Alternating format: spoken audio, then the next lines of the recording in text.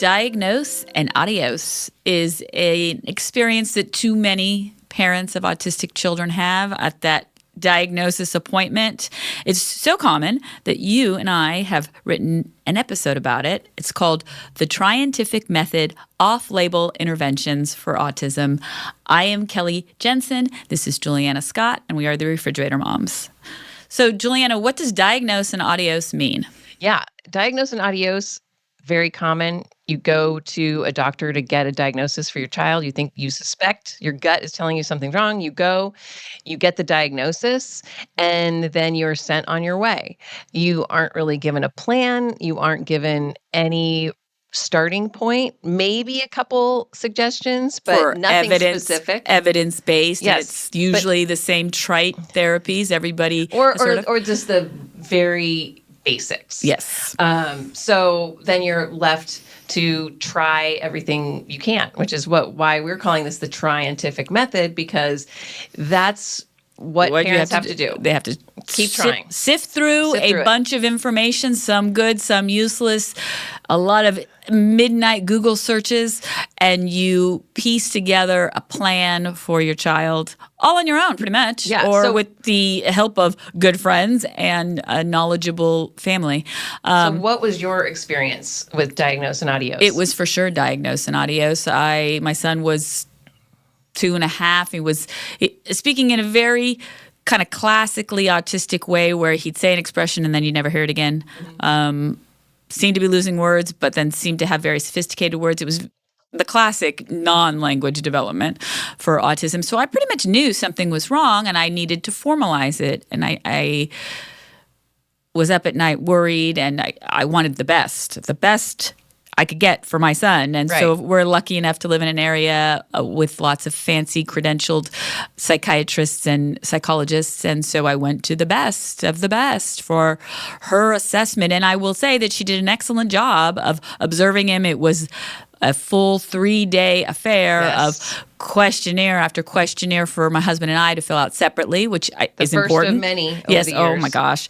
And then observation of him, and then that fateful day where we got the diagnosis. And I mean, I knew something was wrong. Yeah. I knew it had a name, but I was there to figure out what to do and how to help him. And that information never came.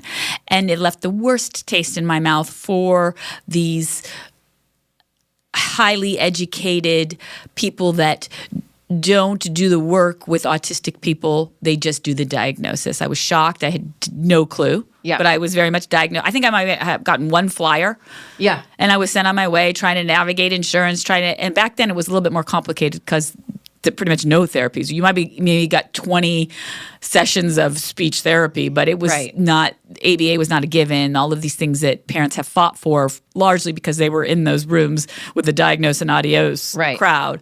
It was a miserable experience. Yeah. Well, similarly, we suspected something was going on.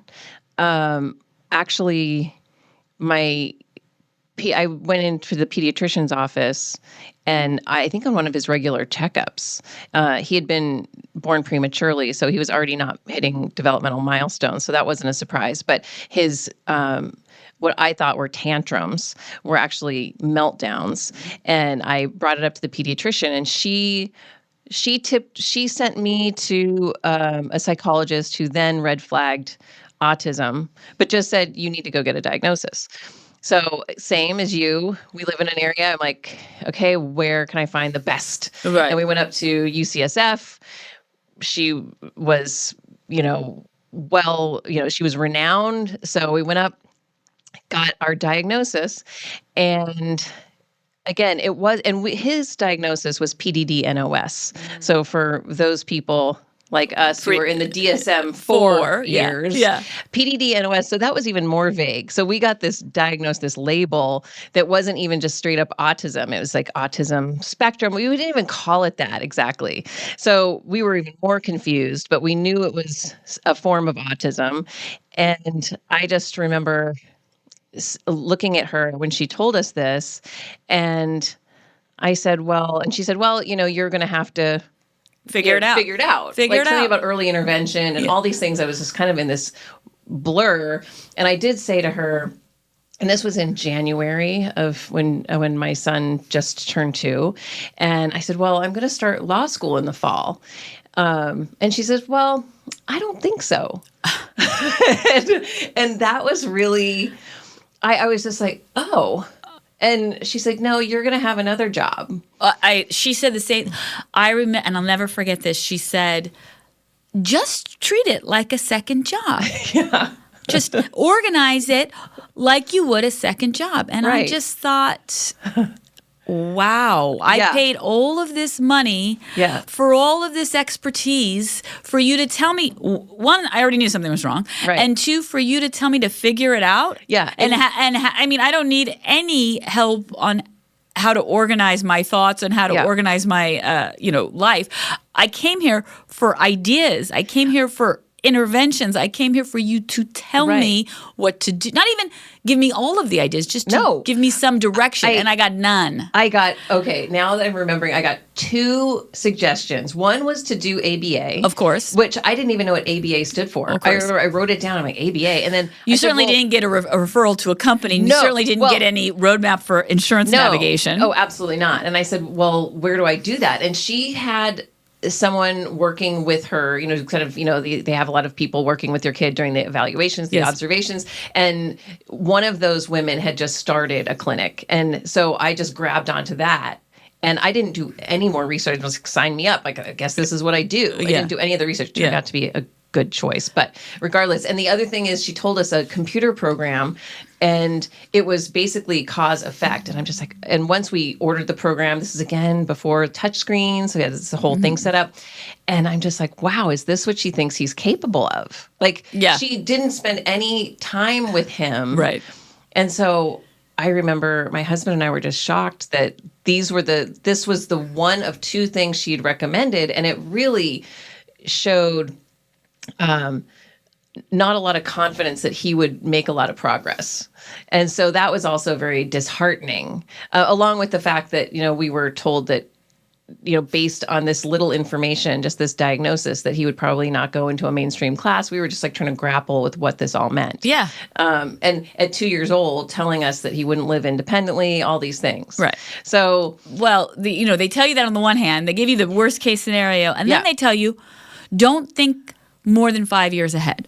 Right. Well, how are you going to do that? You're telling me he's not ever going to, has hit any of these milestones. So needless to say, those car rides home, you're just not only grappling with, oh, my life is really taking a turn down a different road, but now I need to. I've just been given a full-time job that I don't think I'm qualified for. So then what do you do? Where do you start? You take a deep breath, and then you start talking to people, and you start Googling in the middle of the night when you can't sleep, and you find out about these off-label treatments and options, and you want to know what they are, right? So is that why people seek off-label treatments? What happens? Yes. Well, they do seek off-label treatments. Let's start with what's on-label. Yeah. Well, the reason people seek off-label treatments is because there are only 2 FDA-approved medications and few treatments covered by insurance. And so the 2 off-label or 2 on-label, 2 approved medications. We talk about that in our medication episode. There's only those 2, and then we've got the few treatments covered by insurance are ABA, that was hard won. Hard fought to even get that. Yeah, speech and some OT and physical therapy if deemed medically necessary. So that's it. That's it. So you need alternatives. Right. And so when you're seeking evidence-based treatments, you often find yourself, there's not a lot of research available. Maybe it's behind a paywall. Yeah. That's another thing. I'm still butting up against that. Yeah. So you're kind of left with no choice other than to experiment with some of these off-label treatments to find out what works best for your child. Right. And with the off-label treatments that you investigate, you go to get counsel from your doctor and get no quite a bit, don't you? Yes. Why don't they tell you try it? What is the disconnect there? Yeah. Well, a lot of times they don't even know what the off-label treatments are. We're even told like they're not in the field. Like we're in the field more than they are. Yes. And certainly the ones that are, diagnose and waving you out the door, they're not keeping up on the trends. Right. It's not really in their wheelhouse. I mean, they're just diagnosing. They're not, the treatment's a whole different animal. So they also, some doctors don't want to prescribe off-label drugs. They want to just prescribe. Well, but they all do, don't they? Yes, so they do. Of all of the children that take medication, again, this is more, we go into this in our medication paper, but if you do nothing else but go to what the behaviors are that you're trying to alleviate, you're pretty much off-label.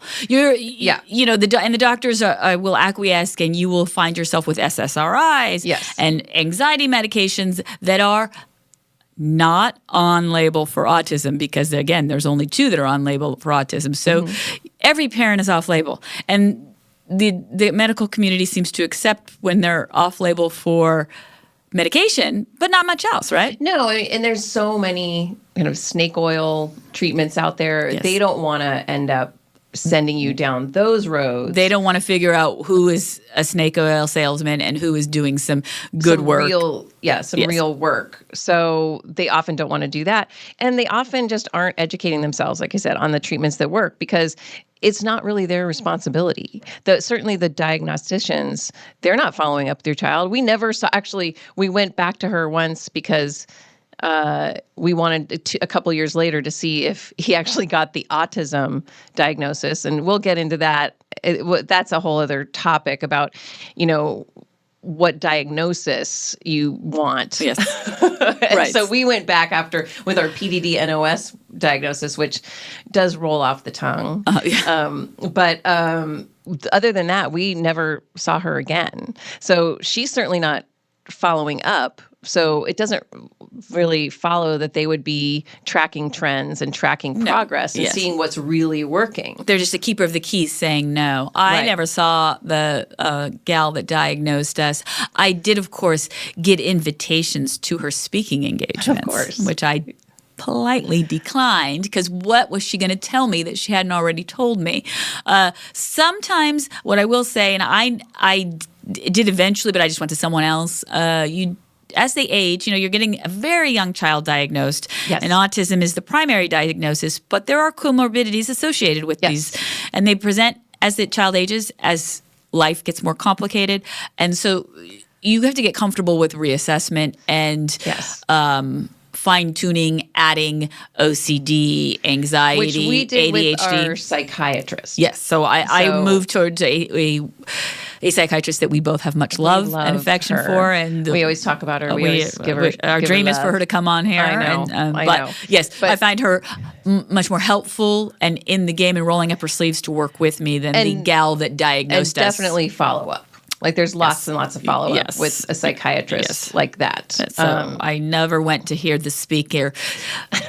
I would, though. Oh, well, I wouldn't. Why? If our psychiatrist she spoke, but she was too busy working, so she couldn't speak. I digress. This episode of Refrigerator Moms is brought to you by Brain Performance Technologies. Brain Performance Technologies is a specialty mental health clinic that offers magnetic resonance therapy, or MeRT, for autistic people aged 3 or older.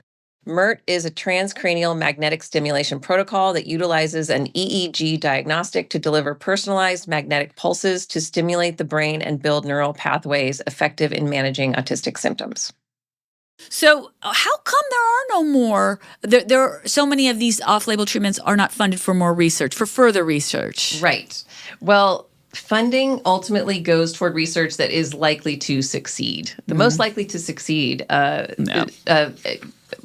treatments. So research that's well backed by previous research. So that kind of leaves you in this weird no man's land. Kind of the circle dealer. Yes. And needs more study. Right. Needs more study. Shows promise, needs more study. And we can't lose the opportunity to say the current administration, also known as RFK Jr., his political agenda opposes autism research in an effort to advance his anti-vaccine propaganda. So if you would like RFK Jr., if you would like to do something with our off-label paper and read the promising treatments and fund those, we applaud that opportunity. Yes. I don't know if it's going to be falling on deaf ears. I think a lot of people have been asking him to do that. Yes.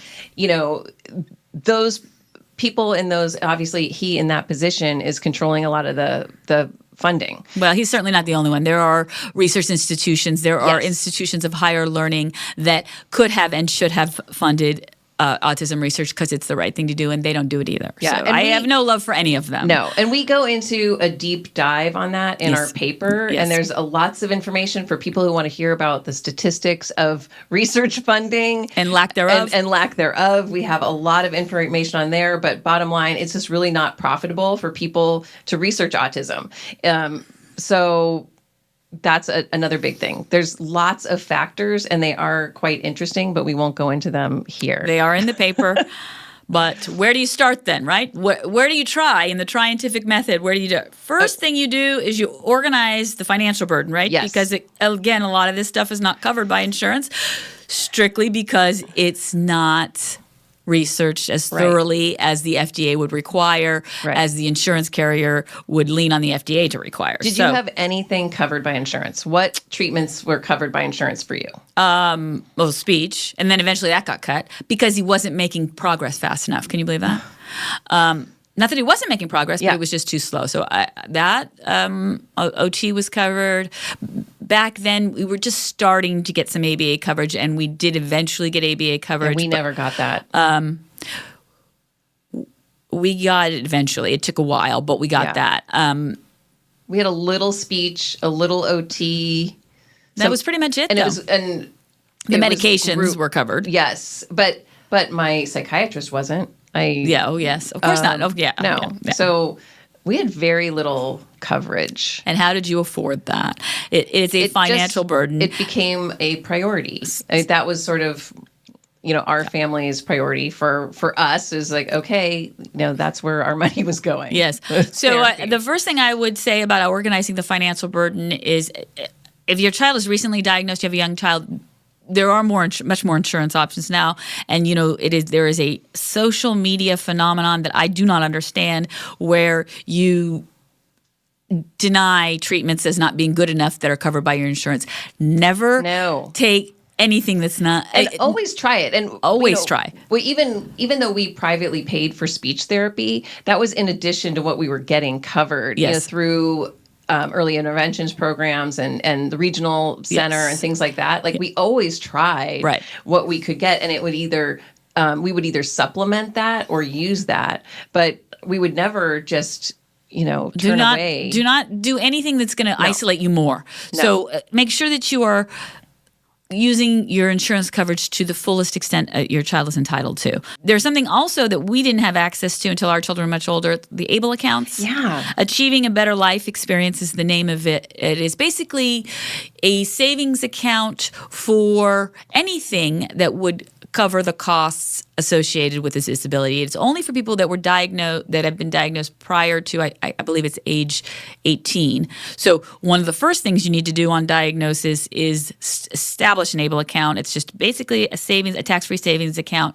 But what I really like about it is you don't need very much money to start it. And people want to do things. People are compelled, your parents, your brothers, sisters, cousins, people who know you well, what can I do? They can donate to your ABLE account. It'll grow tax-free. Amazing. Yeah, and your kid doesn't need a huge present for Christmas every year. They need a donation to their ABLE account every year. It adds up faster than you think, and you're going to be in the game for a long time. You're going to want to try different things as they age, and you'll be surprised how glad you are to have that. Oh, absolutely. That's an amazing benefit. So next thing we would suggest is to learn to evaluate treatment options critically. We say this all the time. All the time. We are broken records. Yes. But you need to explore each option individually, understand how it might interact with your child. But we also have some other guidelines beyond do your research, which we always say. The first one, there is no cure for autism. Don't look for a cure. There is no cure for autism. Do not look for a cure. Any treatments that talk about recovery, cure, healing, dismiss those. Don't put those at the very bottom of the list. Yeah. There is no cure for autism. I can't stress that enough. Yeah. And that's okay. Yeah. People live with disabilities all of the time. Your Yeah. child is part of a And strong group of people. A little bit of an aside here. That whole notion of curing autism, I hope we're getting past that. Right. And that's what I don't like about a lot of the conversations that RFK is having and things like that, like making it, scarier to have autism than measles or something like that. It's like autism isn't something we need to cure. Something we improve need the to- function. You improve in Absolutely. functionality. You improve. If you can't speak, you work towards learning to speak, right? If you're having debilitating meltdowns, you work towards organizing your emotions so that you don't have these horrible meltdowns. But it's Right. not something that we talk about autistic joy a lot. Right, The core right. of your being is not something that you can or should cure. No, I would not want to cure my son's autism at this point. Would I like him to be able to function better? Yes, absolutely. always. Yeah. Always. And, I want to make a plug here for all autistic people everywhere. Learning doesn't stop. They're progressing at their own rate. It might not be the rate of regular childhood development, but they are still making progress every day, even into adulthood. And as long as they're moving forward, you should count your blessings, right? Yes. The other thing we get to is recognize that no matter how effective a treatment may be, there's always going to be people it doesn't work for. And it's Right. one of the reasons why autism research is not widely available and people shy away from it. The keeper of the keys, as I like to call them, they shy away from it because such a wide swath of symptoms and behaviors, the response is automatically low. So whatever you try, if you've tried it because you heard it help someone else and it doesn't help your child as much as you had hoped. Right. Well, we're a good sample. 100%. I mean, our sons haven't followed the exact same treatment. No. Nor should they. Right. So, yeah, something that works for my son might not work for yours and vice versa. Right. So, Include all comorbidities. And this is why Yeah. I talk about being reassessed. And it's autism plus. That is one trend in autism diagnosis that has stuck that I think is very important because it broadens the accessibility of everything that is available. So if your child has autism plus ADHD, then they are eligible for the common, ADHD treatments and interventions. yeah, Depression. all of the acronyms, Yeah. the OCD, The, PTSD, all of them.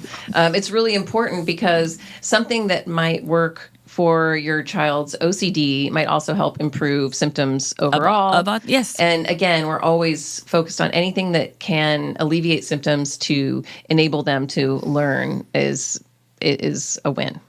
Autism travel. A lot of people, Yeah. again, the Try-entific Method, you're Yes. living in a part of the world where, and I say world because this is not only something that affects us in America, and there's even less availability of treatments in other Yes. countries. So people literally come from all over the world for the slightest bit of improvement in functioning. And autism travel is a real thing.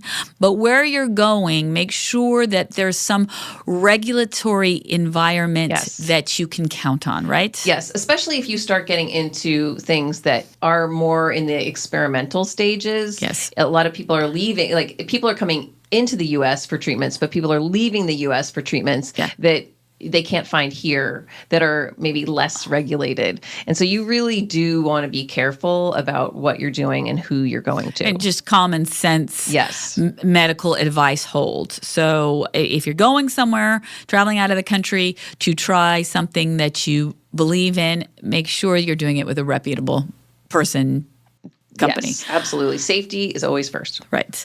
This is an important thing to me because it happens a lot where you go to try speak with a consultant and they are working with you and giving you a list of things to do and they barely see your child. Right. And I think you should put the interventions first where they are working directly with the autistic person. I think that's important. I think that it's a sign of how well they know autistic people if they're working with them every day.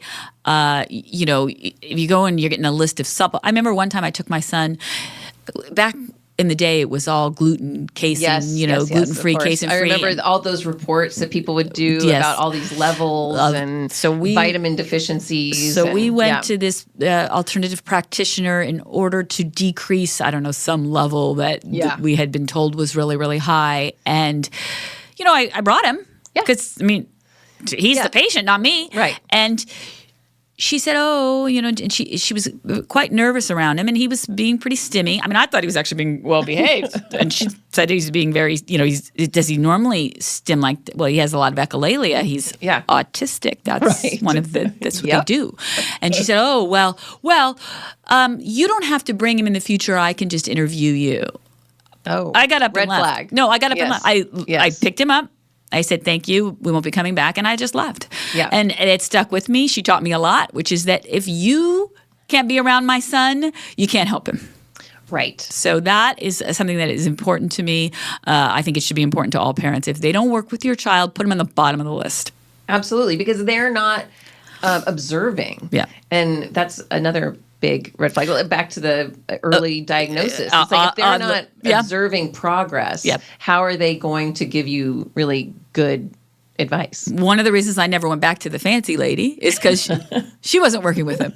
So the alternative medicine lady, she wasn't working with him. Goodbye to you too. That was very simple. So Kelley, let's jump in to some real examples of treatments that show some promise and that are evidence-based, and some other ones that are standard and evidence-based. Sure. So standard treatments, speech and language therapy, we've already talked about that, OT. Medication, of course. Medication, and ABA. So those are sort of the standard ones that you get a list of, if you get a list. Yes. So let's now move into some treatments that show promise. Yes. So when my son was about 22 years old, he had developed a much more acute case of obsessive compulsiveness disorder, you could say. He was always very rigid, and I always thought that he had OCD, and I was always told it was the rigidity of autism. The psychiatrist had given him medication for it, but it would tick up and down as the demands of his life would change. And 22 was a pivotal age. He was done with school. I had sent him to a residential school, and he had come home, too homesick to be there. So I was desperate to help him because he was developing this hoarding tendency that was, he couldn't leave the house without his stuff. He was so nervous all the time, and it was leading to meltdowns. If he didn't have his stuff, he needed his stuff. Yeah. And I just said, one night at midnight when I'm Googling, forget autism. What is he entitled to if he has OCD? He's on the medication for it. He says, I know he's entitled to the medication. It's not doing much, but he's on medication for it. So he's entitled to that. What else? There's got to be something else that people with OCD do. And I found out that there's a form of brain stimulation, transcranial magnetic stimulation, TMS, that is on label and prescribable for OCD.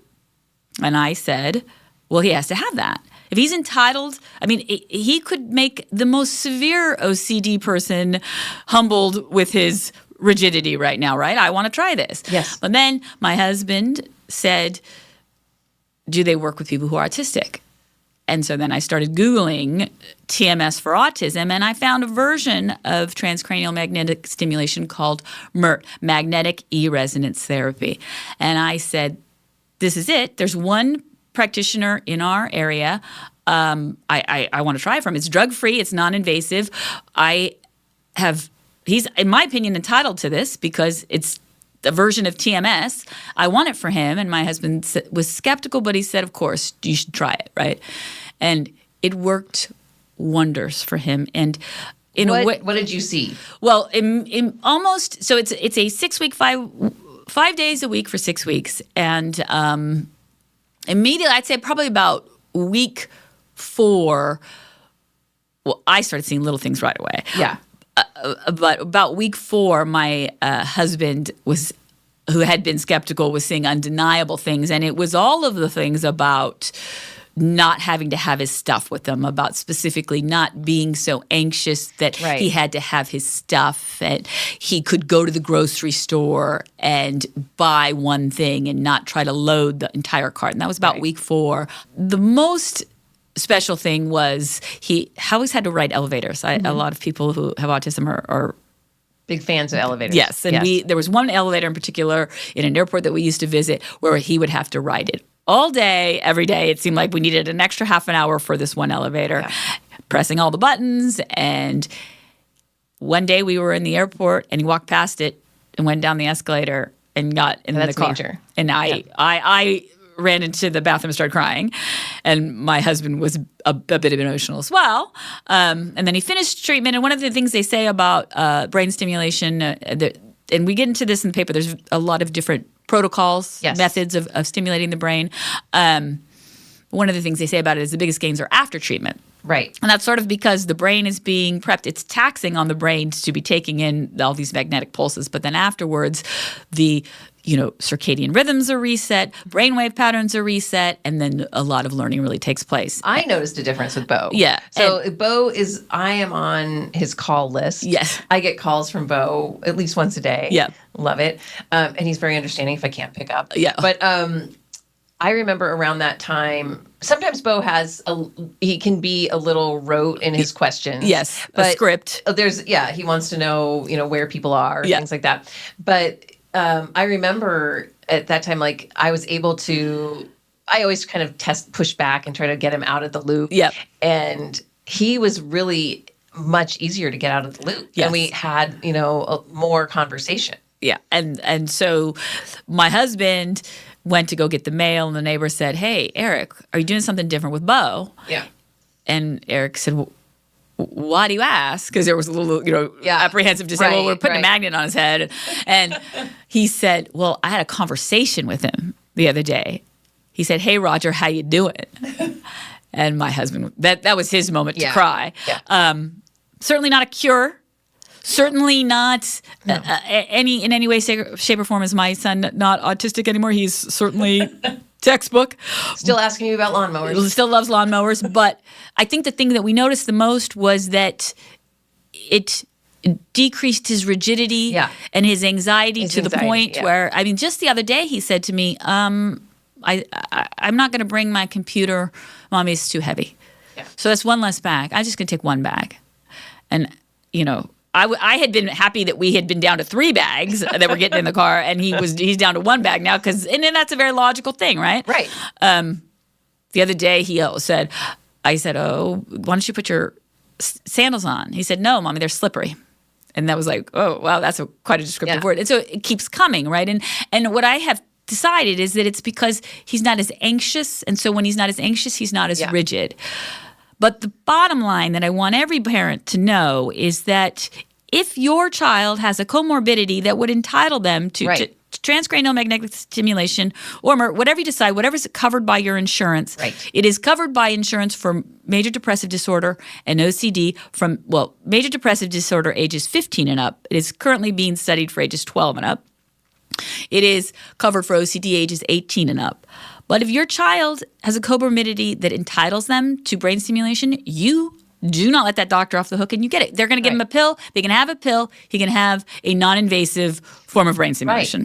Right. So that's my take on that one. Yes, absolutely. So EMDR. Yeah. Tell me about that. Yeah. So EMDR, now I feel like people have heard about it a little bit, but back when I first heard about it, it was news to me. But EMDR stands for eye movement desensitization and reprocessing. And my son, it was recommended for my son because he also has OCD and generalized anxiety and depression. Mm-hmm. And he was what they called a boiled frog. Like his anxiety was always so high that he wasn't really able to address his OCD with some typical like ERP and some other typical OCD therapies. Uh-huh. So it was suggested we try EMDR. And fortunately, again, we do live in an area, we're very fortunate. The woman who did EMDR with my son, she was trained by Francine Shapiro, who created this. But basically with prompts, she would wave her hand to kind of have his eyes track her hand movements. And, it's a way to reprocess trauma and decrease anxiety. And so at the end of it, it's fascinating because I got to watch it and I've actually done it. And it's pretty profound to watch because what you're essentially doing is putting trauma that kind of bubbles up and you are reliving it all the time. Yeah. So a lot of veterans or rape victims, they've used it. for that, you put them in the past. It's like shuffling things that feel very present into the past. Got it. Into memories. So it's kind of mimicking what you do when you're dreaming. And that's why, you have the rapid eye movement. And it's kind of mimicking that. And it really does, it doesn't erase your memory. It doesn't do anything like that. It just, like, when you remember those things that used to cause you like physical anxiety, it's just, you just remember it and you don't feel it. Right. So when you're able to relax a little bit, and then you're able to move forward and do that learning, doing the other hard work that comes along with it. So it's not an indefinite therapy. I think it's typically like 8 sessions, and my son wanted to keep going. Maybe that was, the OCD isn't cured, but because it did, stimulate something, and it really did affect him. So, again, all of these things are not for everyone. Right. My younger son did it. He kind of wasn't ready for it. I think he talked about that in the siblings episode. EMDR was something he did, and it didn't help for him. But, again, it's something, investigate, see if it's something you might want to try. Try-entific. Yeah, exactly. So we're going to get into our to-do list, but before we do, I'm always wanting to make a suggestion for profoundly severely autistic people, because they're often out of the conversation. They have been left out of the conversation too much. Transcranial magnetic stimulation, MeRT, they are non-invasive versions of electroconvulsive therapy, ECT, and it is not well known enough that ECT is an option for self-injurious behavior for severely autistic people that are banging their head against the wall, severe aggressive behavior. ECT is an option for those behaviors. There's information about it in the paper. In my opinion, psychiatrists should be telling the parents of severe children about that. But Kelley, tell me about ECT. I did do some reading, and it looks like, because I have the idea, it has a stigma, right? It has a long history. Yes. You think One Flew Over the Cuckoo's Nest. Yes. Even I was just watching the recent episodes of Wednesday, and Uncle Fester gets shocked, and I'm just like, okay, is that ECT? Right. No, I mean, no, it is not. It is that is the way old school. Yes. ECT. It uses a very low voltage. It's under anesthesia. It's under general anesthesia. For just a few minutes. For just a few minutes. It induces seizures, and that sounds more scary than it is, but the point of it is to calm the brain down. And it works. I know that it's often prescribed for treatment-resistant depression, too. It is the gold standard of treatment-resistant depression that responds to nothing else. Again, we have more information about the paper. Do your own research. Do your own research. But and we have several links about research on that one. Yes.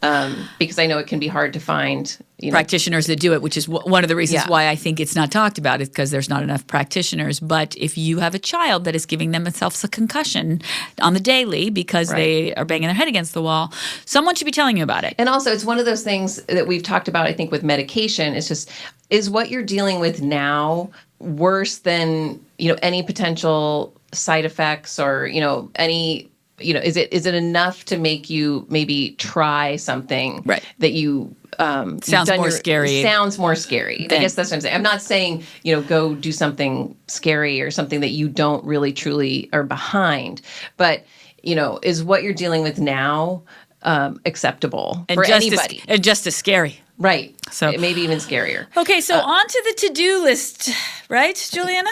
Yes, but hold on. Before we get there, I do want to shout out a few things you shouldn't try. Okay. Let's just do a couple. Because please. Yes. We've heard them all, but top on the list, I don't know if people are doing it. Actually, I did see something on social media the other day. They just do rapid prompting method. Oh, yeah, no. Hyperbaric oxygen therapy? No. I have seen that. What? No. Chelation therapy? No. The restrictive diets? No. Hormone treatments? No. Unregulated supplements? No. So this is just a sampling. There are many. Yes. Again, you can go to the paper. Yes. Yeah. And follow common sense about what involves your child, right? Yes. So now we're going to talk about what would we do in some scenarios. Okay, good. Okay, so what would we do if we had to choose between multiple options and decide what's worth it? The first thing that you do is organize your finances. Never do anything that's going to make you go broke. Right. There is no cure for autism. It is not worth it to go broke. So exhaust all paid for treatments first. Yep. Start saving. Ask family members that can contribute, and then take it from there, right? And ruthlessly prioritize. Ruthlessly prioritize behavior by behavior, the most egregious and ill-functioning behavior. Yep. Here's another one. We can both talk to this one. Okay. So if friends, family, parents in the waiting room insist that a treatment they've tried will work for our kids, what do you do? And I remember talking to you about this a lot. Yes. Because the waiting room, people, I'm just like, oh, these newbies want to tell me about dolphin therapy. Yeah. And I'm like, I'm about at least 5 years ahead of you. Right. Researched it, Right. eliminated it, Yes. not interested. Yes. Or they tell you about how great the service dog is. Yeah. Right. You're supposed to spend the money on a service dog. I have a dog. Yeah. Yeah. Well, it's great. It is great. It depends. Sometimes you need a service dog. Well, but if you're to that point, service dogs should be a very expensive, well-trained dog, and mostly for the kids who have seizures. They do some amazing things there. If not, a good family dog, a good family breed, they get it. They get it. But I don't need. Sometimes there's someone in a waiting room that might give you a good suggestion, but again, follow that up with some look for verifiable sources. Maybe you get a good idea, but don't take their word for it. So I always say you let skepticism walk alongside an open mind. Hear what they have to say. I put a timer on it. Okay, I'll look into that. 5 minutes. And then I do always make a note of it, though. We love information. I know. We love a research project. We've often said, oh my God, I heard about this, ointment that they're rubbing on their kid, let's check it out. Yeah. And it's like, I always, my gut reaction is always like, that can't be. But then I'm always pulled in like, well, let me just double check. Because, we're all curious. We want to know what works. So again, that's part of the Try-entific Method. Yes, but not to follow them blindly. No. And don't shut them out either. Because everybody's doing something different because everything works for a different person, right? That's the problem with autism. There's so many options. You can give them a piece of advice, or set the table for 5 minutes and then be on your way, right? Okay, so list of to-dos. Okay, what should you do right away? I've said this over and over, and I'll say it again. Get your finances in order. Figure out what's covered by your insurance. Start there. Yep. Prioritize, do your research, get referrals from family and friends, and always set realistic expectations. Always. And then reset those expectations when you see how your child is progressing. Yes. So once you've done that, short term, what do you do? Yeah, I hate to come back to the woman that said treat it like a second job. But, I mean, it is a second job, or stay organized about it. You got to get a system for what you want to try, when you're going to try it. I mean, get that calendar out. Never forget that they're kids. Right. So, the calendar should be dictated by having some fun and by trips to Lowe's to check out lawnmowers, right? Because autistic joy, the more joy you show them, the more you don't feel like your childhood, their childhood is just spent in a waiting room. You don't want that either. So don't start a whole 5 treatments at once. Don't say, okay, it's summer, now I'm going to do 5 treatments. Yes. First of all, it's hard to tell what's working when you do multiple therapies at one time. One at a time. But also it's just, that's overwhelming for anybody. Yes. So prioritize, figure out the timing, decide what you're going to do and how you're going to track it. And, you have to keep your family in mind, right? If you're going to do autism travel because over the summer because you've heard about something that's not available in your area, really plan it. And what are the siblings going to do? Is there a camp that they can go to while your autistic child is doing therapy? Can dad fly in on the weekends or drive on the weekends? You have to kind of consider your entire family and what their role is in, and base everything on the limitations of your family. Yeah, and also remember that you are part of a team. Like, again, we were told up front, this is your job. You're the team captain or whatever CEO, whatever you are. But, it is a team. So rely on therapists, get feedback. How's it going? Yes. Should I quit? Yes. I mean, should I restart? All of those things. People that are with your kid a lot are great, especially that's one of the reasons why we like ABA. They're taking copious notes all the time. So they really are. The only people who took more notes than I did. Yeah. But those notes are very useful and are Absolutely. yours. So that's good. Yeah. And then, of course, people that know your child but aren't around him every day are invaluable. That's also helpful, like your neighbor. Yeah, because they see things because they're not around him every day, right? So they know it's different. So long term, I know we always say like this too, keep evaluating whether or not something's working and reassess your child. Yes. Yeah. As they age, you have to commit to having them reassessed. Again, they're not going to not be autistic. You're not going to get a new assessment that says, oh, they're not autistic anymore. No. But you are going to say, I see symptoms different of OCD. Symptoms. Yeah, presenting. Different symptoms. Some are presenting themselves a little more obviously. Yeah. Maybe some aren't. So, yes, assessments are good. And there seem to be some reasonable times for assessments, too, like milestones and things like that. Again, consider any comorbidity, what treatments are available for that comorbidity. My example, if he is entitled to this for treatment for OCD, I want him to have it. Don't let them tell you no. Yeah. If he can have it, he should have it.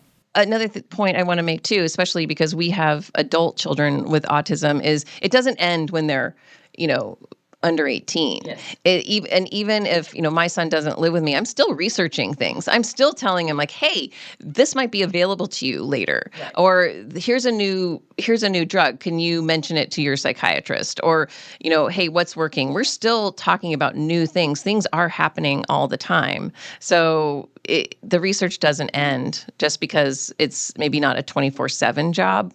So and neither does the progress. Progress doesn't end either. It might be slow, might be like watching grass grow, but yes, they will progress in their way as best as they can. Yes.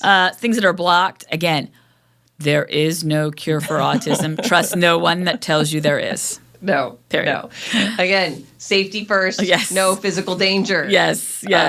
Don't try anything you can't afford. We stress that. We can't stress that enough. Yes. And last on that don't list is don't freak your kid out because they still pick up on our vibes. Yes. And if we're worrying about something, that can transfer to them. So put that worry somewhere else. Call a friend. Absolutely.